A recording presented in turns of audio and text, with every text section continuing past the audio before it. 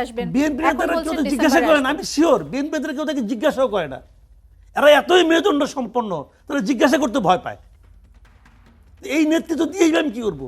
এরা দেশ চালাবে কেমন করে? আপনার কি ধারণা যে বিএনপি জানে না যে তারেক রহমান জানে না। আসলে দেশে আসবেন কি আসবেন না? আদৌ বিএনপি কবে নেতারা আসবেন? কেউ জানে না, এবং তারা কেউ তারেক রহমানকে প্রশ্ন করার সাহস পায় না যে আপনি কেন আসবেন না, অথবা তারা এটাও বলতে পারে না আমরা এই প্রশ্নের কি জবাব দিব বলে দেন।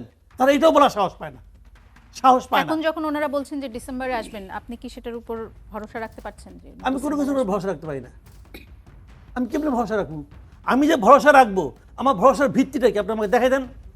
তারেক রহমান কেন আসে না, মানে কেন উনি আসেন না, এই প্রশ্ন আমি মাসুদ কামাল করতেছি আরো 1 বছর আগের থেকে। আমি বলতেছি বিএনপির লিডার যখনই বলি আমি, তখন আমার পাশে কোনো কোনো বিএনপির লিডার থাকে। আমি তাকে বলি আপনি বলেন কেন আসে না, আপনি দল বলুন ওনারা তো কেন আসে বলছেন না। যে নিরাপত্তার জন্য আসছেন। না, কেউ বলেন, এর বলে নাই, কেউ বলে নাই। না না, এটি বলেছেন রুমিন কে ফারহানা বলেছেন? আমার অনুষ্ঠানে এসে বলেছেন যে কে বলেছেন? নিরাপত্তা, উনি স্পেসিফিক্যালি বলেছেন যে নিরাপত্তার, রুমিন ফারহানার কথা বলছি। রুমিন তারেক ফারহানা রহমান নিজে বলেছেন, তারেক রহমান তো বলেছেন রুমিন যে এটি ফারহানা তার বলে নিরাপত্তার জন্য আসে না। নিয়ন্ত্রণাধীন তখন নয়। আমি ছিলাম না অনুষ্ঠানে, থাকলে আমি তাকে কাউন্টার প্রশ্ন করতাম, উনি যে নিরাপত্তার জন্য আসেন না, এটা আপনাকে কে বললো? আপনি ভেবে বলেছেন? আপনার ভাবনার উৎসটা কি আমি জানতে চাইবো না? যদি নিরাপত্তার উৎস, যদি নিরাপত্তাহীনতার উৎস যদি জাহাঙ্গীর আলম চৌধুরী হয়, আমি ওনাকে প্রশ্ন করবো আপনি কেন নিরাপত্তা দিতে পারছেন না? ভাই, একটা লেজ ধরে ধরে আপনি অগ্রসর হবেন। কে, হু ইজ দ্য ভিলেন? এখানে কোনো ভিলেনকে কেউ দেখাতে পারছে না।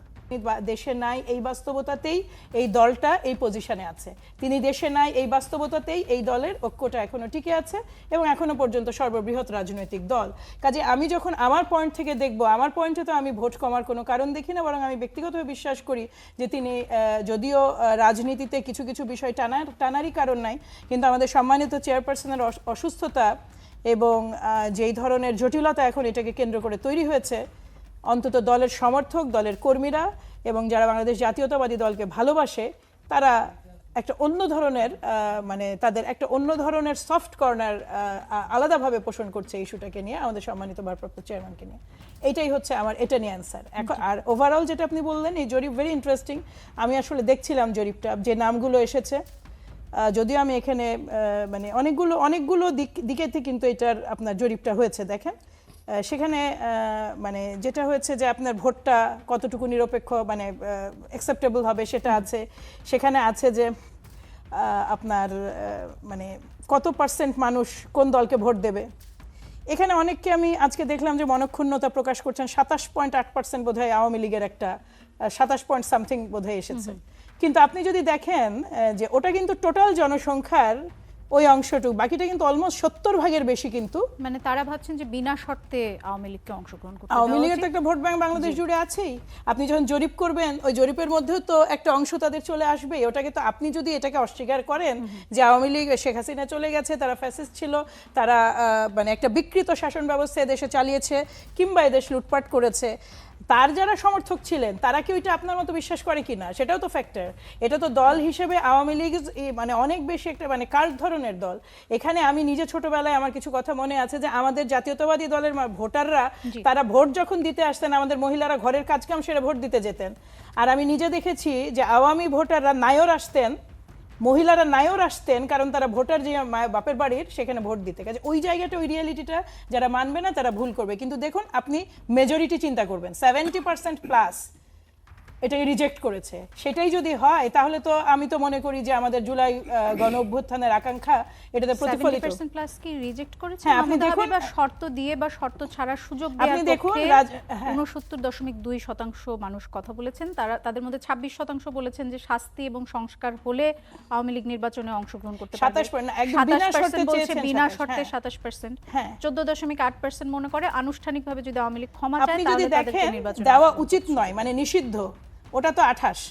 আমি এই প্রসঙ্গে আসব। শাস্তিমূলক ব্যবস্থা কিন্তু 23, এবং ব্যবস্থা রিকনসিলিয়েশনের পরে, যেটা আমরা বারবার বলছি, 28 আর 23 মেক্স ইট 24। এরপরে আপনি দেখেন যারা বাকি তো আপনার মানে ইরিলেভেন্ট আর কি। যদি আপনি দেখেন বাকি যারা, যেটা খুব ছোট পার্ট, ওটা খুব ছোট অংশ, এবং এখানে 28 এবং 26 মিলে তো 54 এখানে অলরেডি হয়েই যাচ্ছে। এবং শর্ত দিয়ে 27.8% চাচ্ছেন বিনা শর্তে। 27.8% বিনা শর্তে চাচ্ছেন, আর বাকিরা এই নেক্সট ইলেকশনেই, যে ইলেকশন আসছে সেই ইলেকশনেই যদি বিচার হয়, শাস্তি হয়, সংস্কার হয়, বিভিন্ন সেটা তো রকম সম্ভব শর্ত নয়, দিয়ে, সেটা তো নির্বাচনের শর্ত ছাড়া বা শর্ত দিয়ে টোটাল 69.2% বলছেন যে আওয়ামী লীগকে নির্বাচনে অংশগ্রহণ করতে সুযোগ দেওয়া উচিত। আমরা এই প্রসঙ্গে আসব। জি, জি। তার আগে যে প্রসঙ্গ নিয়ে আমরা কথা শুরু করেছি সেই প্রসঙ্গে যদি একটু যাই, জনাব মাসুদ কামাল আপনার কাছে যেতে চাই। মাহমুদা হাবিবা বিএনপির অন্যান্য নেতাদের মতোই তিনিও বলার চেষ্টা করছেন যে এই তারেক রহমানের দেশে না ফেরা বা এটি নিয়ে যে অনিশ্চয়তা তৈরি হয়েছে সেটির জন্য আসলে বিএনপির ভোট ব্যাংক বা তারেক রহমানের প্রধানমন্ত্রী হওয়ার যেই সম্ভাবনা সেটিতে কোনো প্রভাব পড়বে না। আপনি কি সেই সাথে একমত? আপনি কি সেটার সাথে একমত না? দেখেন, আসলে লজিক্যালি আমি তার সঙ্গে একমত না। কারণ যখন আমরা লিডারের দিকে তাকাই, আমি কিন্তু আমার লিডারের মধ্যে এক ধরনের, আমি যাকে লিডার মানতে চাই, ভাবতে চাই, আমি তার মধ্যে এক ধরনের দৃঢ়তা, তার মধ্যে এক ধরনের অন্যের মুখাপেক্ষী না হওয়া, এরকম একটি লিডার আমি চাই। এখন তিনি যদি বলেন যে আমার দেশে যাওয়াটা অন্য অনেক কিছুর উপর নির্ভর করে, আমার একা সিদ্ধান্তের উপর নির্ভর করে না, এমন কথা যিনি বলেন, তিনি যখন রাষ্ট্র ক্ষমতার দায়িত্বে আসবেন তখন উনি বলবেন যে সিদ্ধান্ত আমাকে নিতে হচ্ছে, কারণ আমার সেই সিদ্ধান্ত আমার ইচ্ছার উপর ডিপেন্ড করে না, আমার দলের উপর নির্ভর করে না, অদৃশ্য কোনো একটা শক্তির উপর নির্ভর করে। তো অদৃশ্য শক্তির কাছে যিনি বাধা পড়ে আছেন, তেমন লোক তো জাতিকে আপনার নেতৃত্ব দেওয়ার যোগ্যতা রাখেন না। এটা শুনতে খুব খারাপ শোনা যায়, বলতে আমারও খুব কষ্ট হচ্ছে, কারণ আমার কাছে আর বিকল্প কেউ নাই। কিন্তু আমি অন্য যাদেরকে, তাদের কিন্তু আমি তার বিকল্প ভাবি না। আমি যাকে বিকল্পহীন মনে করি তার মধ্যে যখন এই দুর্বলতাটা দেখি তখন কিন্তু আমি কষ্ট পাই। কাজেই এই জিনিসটা ভালো না। পৃথিবীর কোনো দেশ তার সরকার প্রধানের জন্য এই বৈশিষ্ট্যটাকে কামনা করে না। এখন যারা ওনার দলের লোক, সমস্যাটা কোথায় জানেন? আমরা এমন একটা রাজনীতির সঙ্গে থাকি, শীর্ষ নেতৃত্বকে প্রশ্ন করার কেউ সাহস রাখে না, সাহসই পায় না তারা। তারেক রহমান কেন আসে না, বলে কেন উনি আসেন না, এই প্রশ্ন আমি মাসুদ কামাল করতেছি আরো 1 বছর আগের থেকে। আমি বলতেছি বিএনপির এটা যখনই বলি আমি, তখন আমার পাশে কোনো বিএনপির লিডার থাকে। আমি তাকে বলি আপনি বলেন কেন আসে না, আপনার দল বলুন কেন আসে না। নিরাপত্তার জন্য আসছেন না, কেউ বলেন, এর বলে নাই, কেউ বলে নাই। না, এটি বলেছেন রুমিন ফারহানা আমার অনুষ্ঠানে এসে বলেছেন যে নিরাপত্তা, উনি স্পেসিফিক্যালি বলেছেন যে নিরাপত্তার, রুমিন ফারহানার কথা বলছি। রুমিন ফারহানা নিজে বলেছেন, তারেক রহমান তো বলেছেন রুমিন ফারহানা বলে নিরাপত্তার জন্য আসে না। তখন আমি ছিলাম না অনুষ্ঠানে, থাকলে আমি তাকে কাউন্টার প্রশ্ন করতাম, উনি যে নিরাপত্তার জন্য আসেন না, এটা আপনাকে কে বললো? আপনি ভেবে বলেছেন? আপনার ভাবনার উৎসটা কি আমি জানতে চাইবো না? যদি নিরাপত্তার উৎস, যদি নিরাপত্তাহীনতার উৎস যদি জাহাঙ্গীর আলম চৌধুরী হয়, আমি ওনাকে প্রশ্ন করবো আপনি কেন নিরাপত্তা দিতে পারছেন না? ভাই, একটা লেজ ধরে ধরে প্রতি অগ্রসর হবেন। কে, হু ইজ দ্য ভিলেন? এখানে কোনো ভিলেনকে কেউ দেখাতে পারছে না। যখন আপনি ভিলেনকে দেখাতে না পারবেন তখন বুঝতে হবে ভিলেন আপনি নিজেই, আপনার ভেতরেই সমস্যা আছে। এটা কিন্তু বড়, আমি বললাম তো এই কথাটা বলতে আমার খুব খারাপ লাগছে। এখানে আমার হাতে কোনো বিকল্প নাই। এত কিছুর পরেও তারেক রহমান ছাড়া আমার কাছে কোনো বিকল্প নাই এখন। কিন্তু আমার যে বিকল্পহীন নেতৃত্ব, তার মধ্যে যখন আমি দুর্বলতা পাই তখন আমি হতাশ হই। তো আমাকে তো হতাশ করার অধিকার ওনাকে কেউ দেয় নাই। উনি আমাকে, আমি নেতার চেহারা দেখলে আমি আশাবাদী হব, আমি আশাবাদী হতে পারছি না কেন? কেউ বলতে পারছে না কেন? উনি যে ব্যাখ্যাটা দিছে, এবং বিএনপির নেতারা বারবার করে বিভিন্ন ধরনের ডেট দিয়েছেন, কিছু বলে না ভাই, তারা জানে না কিছু, কেমনে বলবে? তারা বলেছেন নভেম্বরে আসবেন, তফসিল ঘোষণার পর আসবেন, শীঘ্রই আসবেন। বিএনপি নেতারা কেউ তো জিজ্ঞাসা করে না, আমি শিওর বিএনপি নেতারা কেউ তাকে জিজ্ঞাসাও করে না। এরা এতই মেরুদণ্ড সম্পন্ন, তারা জিজ্ঞাসা করতে ভয় পায়। এই নেতৃত্ব দিয়ে আমি কি করবো? এরা দেশ চালাবে কেমন করে? আপনার কি ধারণা যে বিএনপি জানে না যে তারেক রহমান দেশে আসবেন কি আসবেন না? বিএনপি নেতারা কেউ জানে না, এবং তারা কেউ তারেক রহমানকে প্রশ্নটা করার সাহস পায় না যে আপনি কেন আসবেন না, অথবা তারা এটাও বলতে পারে না আমরা এই প্রশ্নের কি জবাব দিব, বলে দেন। তারা এটাও বলার সাহস পায় না। এখন যখন ওনারা বলছেন যে ডিসেম্বরে আসবেন, আপনি কি সেটার উপর ভরসা রাখতে পারছেন? যে আমি কোনো কিছুর উপর ভরসা রাখতে পারি না। আমি কেমন ভরসা রাখবো? আমি যে ভরসা রাখবো, আমার ভরসার ভিত্তিটা কি আপনি আমাকে দেখাই দেন, যে এই ঘটনার উপর ভিত্তি করে আপনি ভরসা করেন। আমার কোনো ভিত্তি নাই। শুনেন, আওয়ামী লীগ একটা বিষয় না রসিকতা করতো, আওয়ামী লীগের খুব গালমন্দ করতাম, আমি করতাম। যেটা আপনি কি বলেন, মানুষকে হাসি তামসা করেন, সেটা কি রসিকতা, ঈদের পরে আন্দোলন করব, বলতো না জিনিসটা। এখন ওই রসিকতা দেখে সত্য হচ্ছে, এটা কেন হবে ভাই? আমার কথা হলো জানেন, শুনে একটা কথা বলি আপনাকে, আপনি এটা আমি বহুবার বলি, আপনি ভূত কিন্তু রাতের বেলা আসে, প্রখর সূর্যালোকে কোনো ভূত আসে না। রাতের বেলা কি কারণ আসে? তখন মানুষের দৃষ্টি থাকে অস্পষ্ট, মানুষ দেখতে পায় না।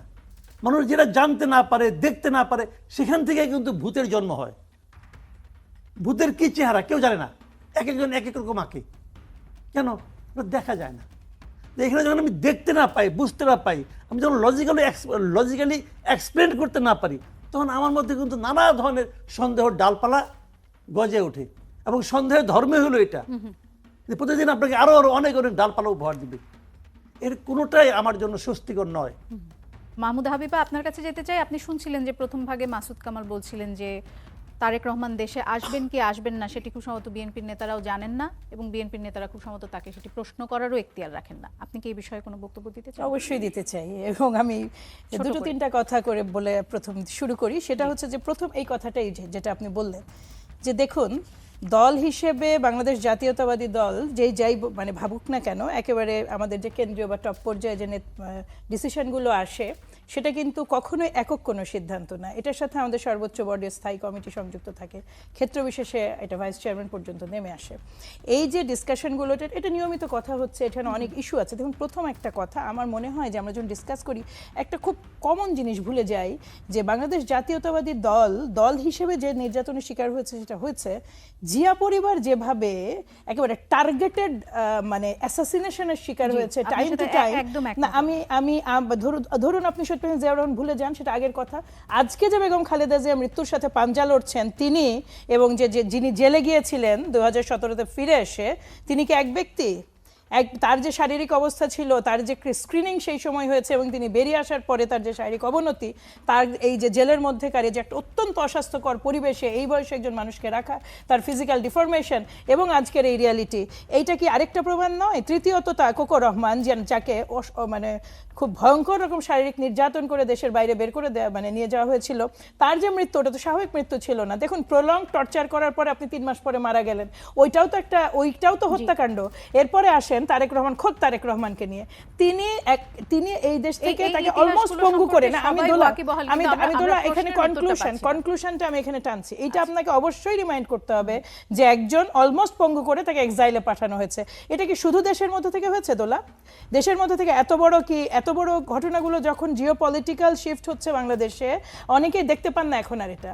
কিন্তু এটা তো রিয়ালিটি, যে এই পরিবারটা যদি ধ্বংস হয়ে যায়, বাংলাদেশ জাতীয়তাবাদী দল কিন্তু একটা অন্যতম প্রধান শক্তি আমাদের এদেশের সার্বভৌমত্ব এবং এদেশের স্বাধীনতা টিকিয়ে থাকার পক্ষে। এরা বিক্রি হয়নি বলেই এই বারবার এটা সহ্য করতে হয়েছে। এখন কি আপনি মনে করেন সিচুয়েশন চেঞ্জ হয়েছে? ওই যে শক্তিগুলো মানে তারা কি নাই, তারা এক্সিস্ট করে না? আর আমার সম্মানিত সিনিয়র সাংবাদিক ভাই, উনি এক স্টেটমেন্টের মধ্যে বিদেশি শক্তির উপস্থিতি টের পান, কিন্তু উনি চোখের সামনে এটা দেখতে পাচ্ছেন না যে উনি কিন্তু ওনার কোনো নিরাপত্তা ঝুঁকি দেখতে পান না। এইটা হচ্ছে সমস্যা। আপনি কি দেখতে চাইছেন? আপনি একটা স্টেটমেন্ট, এটা তো দলীয় সিদ্ধান্ত, আমরা কতটুকু ঝুঁকি নেব আমাদের নেতৃত্বের উপর, এটা অফকোর্স আমাদের দলের সিদ্ধান্ত, এবং অবশ্যই তাকে তো রিস্ক নিতেই হবে। তিনি রাজনীতি করছেন। আমি শেষ করি এই কথাটা বলে, যে তিনি রাজনীতি করছেন, তাকে তো আজীবন আমরা ওই কাঁচের বাড়ির মধ্যে রেখে দিতে পারবো না। তাকে আসতে হবে, তাকে ফেস করতে হবে, তাকে ঝুঁকি বহন করতে হবে। কিন্তু ঝুঁকি বহনের সর্বোত্তম সময় কোনটা, সেটা অত্যন্ত জরুরি। ম্যাডামের অসুস্থতার ক্ষেত্রে অনেকেই বলেছেন একটা রিয়ালিটি হচ্ছে যে ওনার একটা বাস্তবতা ছিল যে তিনি চিকিৎসা নিতে বাইরে যাবেন, কাজে ওই সময়টা ওই জায়গাটায় ডিলে হয়েছে। এখন আমরা যেই পর্যায়ে এসে দাঁড়িয়ে আছি, আমি প্রত্যাশা করি যে আমরা তাকে দেখতে পাবো। হ্যাঁ, শিগগিরই। এবং আপনি বলছিলেন যে স্থায়ী কমিটির সদস্যরা ওয়াকিবহাল ছিলেন, এবং তারাও এই বিষয়ে এই সিদ্ধান্ত গ্রহণ প্রসেসটা শুধু তারেক রহমানের একার উপর নির্ভর করছে না, এবং তারাও এই প্রসেসের সঙ্গে যুক্ত। কিন্তু আমরা দেখেছি যে জনাব সালাউদ্দিন আহমেদ কিন্তু আমাদের বলেছিলেন যে তিনি নভেম্বরে আসবেন, এবং তারেক রহমান নিজে কিন্তু বিবিসি বাংলার সাথে সাক্ষাৎকারে বলেছিলেন যে শীঘ্রই দেশে আসবো। তফসিলের তারপরে আমরা শুনলাম যে তিনি বলেছেন যে তফসিলের সময় দেশে আসবো।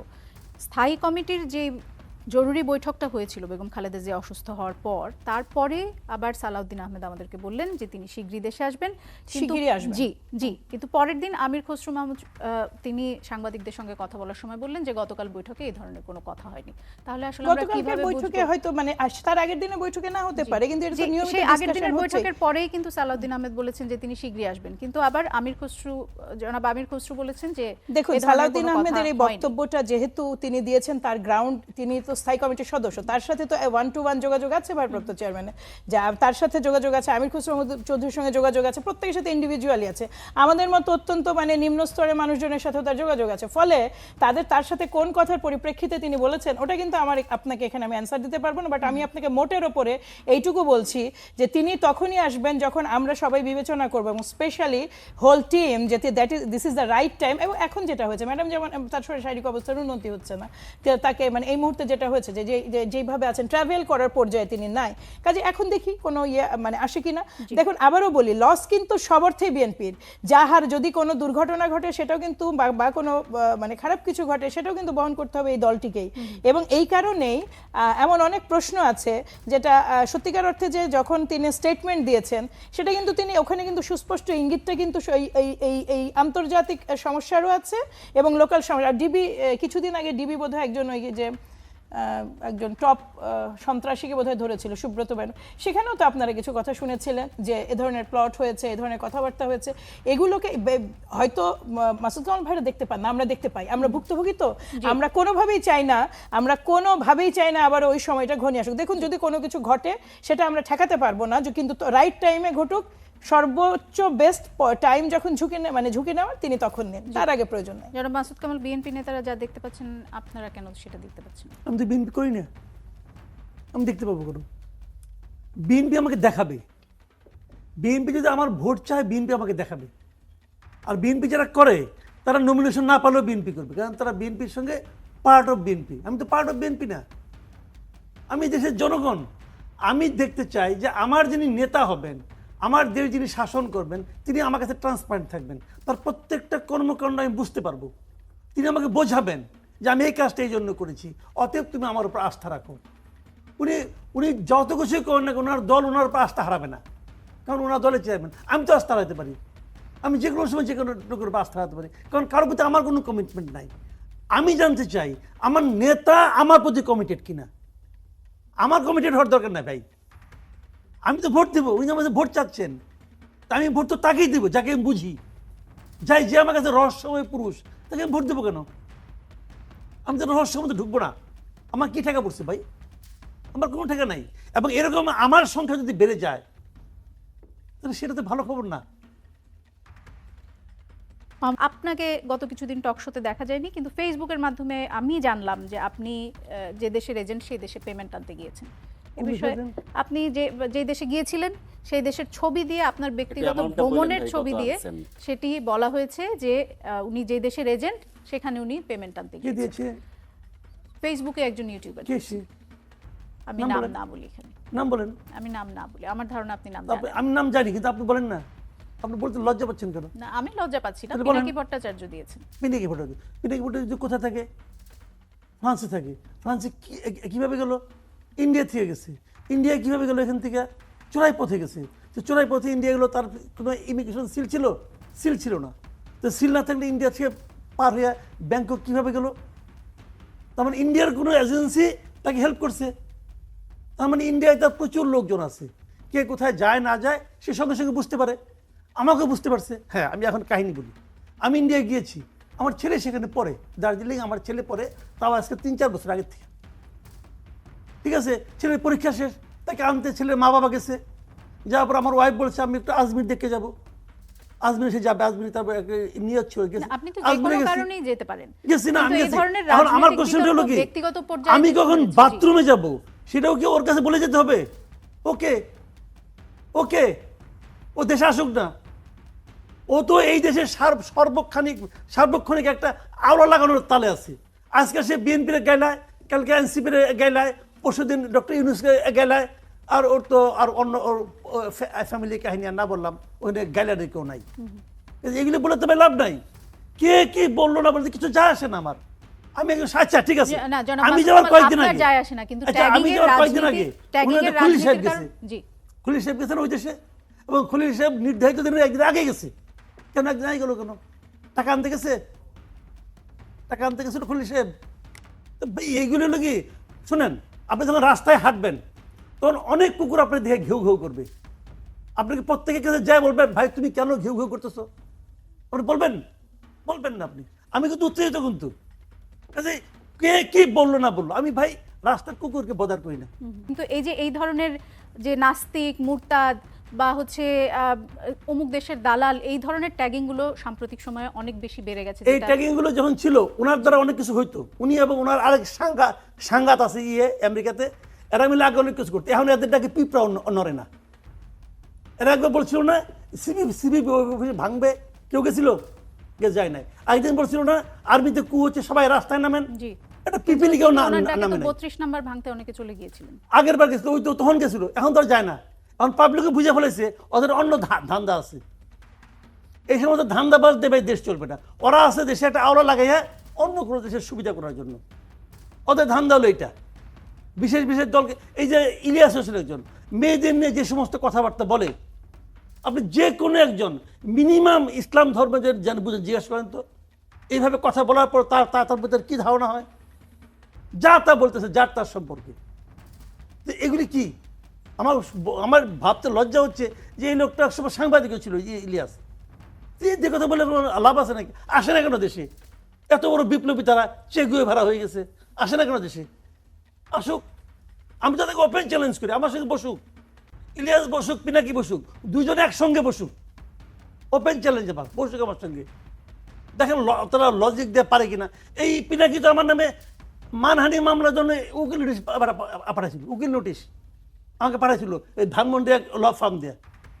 ওই নোটিশ আমি ফালাই দিছি, কি হচ্ছে আবার? ওগুলো আমি গুনি নাকি রে ভাই? শেখ হাসিনার গুনি নাই, আর কোথেকে এগুলি আইছে? এই দেশে বসে আমি শেখ হাসিনার বিরোধিতা করছি, আপনার অনুষ্ঠানে বসে করছি, কি হয়েছে?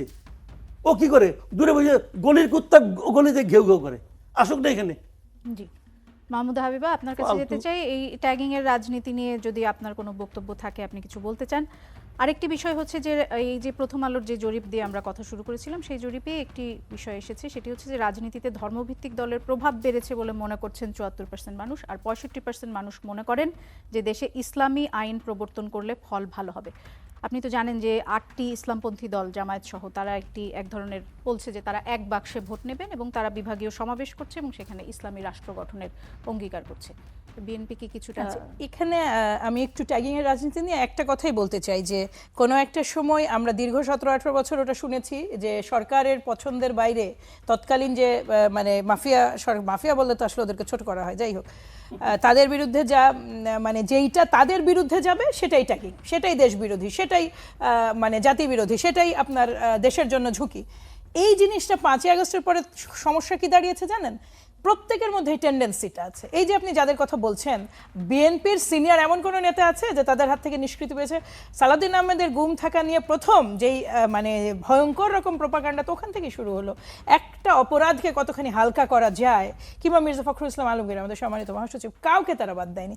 এই ট্যাগিং এর রাজনীতিটার একটা কিন্তু কারণ তারাও, আপনার প্রতি কথাতে আপনি যদি খালি একমত না হন, আমি তো দ্বিমত হতেই পারি দোলা আপনার সাথে, আমার সাথে ফরিদ দ্বিমত হতে পারেন, মাসুদ কামাল ভাই হতে পারেন, এখানে স্টুডিওতে যারা উপস্থিত আছেন প্রত্যেকের ভিন্ন মত থাকতেই পারে। তার মানে কি সাথে সাথে আপনি ভারতপন্থী, অমুকপন্থী, তমুকপন্থী, এই যে বা রাশিয়াপন্থী বা আমেরিকাপন্থী, এই যে আপনার সিলেক্টিভ, এই যে মানে বেছে বেছে কাফের মানে হত্যাযোগ্য করে তোলা, যে এটা একটা জাহিদের সাথে তো একটা টকশোতে কাফেরই বোধহয় কেউ কোনো একজন বক্তা বলে ফেলেছিলেন।